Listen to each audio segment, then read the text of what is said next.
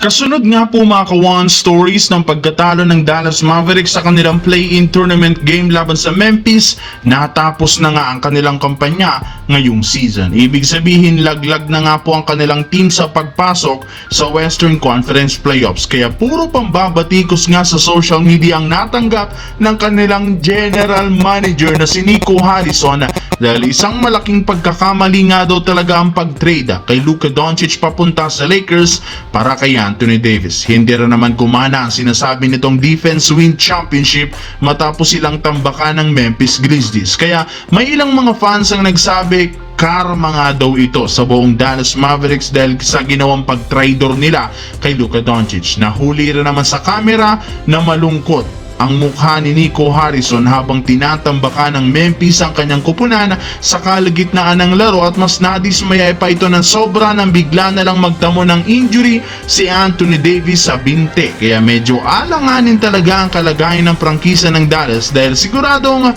batiko sila ang mga fans sa buong off-season. Samantala, kung sa umpisa ng season masyadong pinagdududahan ng ESPN ang kakayahan ng Los Angeles Lakers, bigla nga po nag-iba ang trato ng mga ito sa kanilang team pagpasok ng playoffs. In fact, majority sa mga analyst ng ESPN pabor sa Lakers sa kanilang serye kontra sa Minnesota. Sa 10 nga po nilang analyst, 8 dito ang nagsabi na mananalo ang Lakers sa loob ng 6 na laro, habang ang 2 naman nagsabi mananalo ang Lakers sa 7 laro. Ibig sabihin malaki ang tsansa na mag-advance ang Lakers sa second round. Pero hindi rin naman ito nakapagtataka since merong hawak ngayon ng Lakers ng 2 malaking advantage. Una ay ang pagkakaroon nila ng maagang home court advantage upang makakuha ng momentum, especially sa Game 1 at Game 2 na parehong gaganapin sa kanilang home court. Pero ang pinaka-advantage ditong pangalawa ay ang pagkakaroon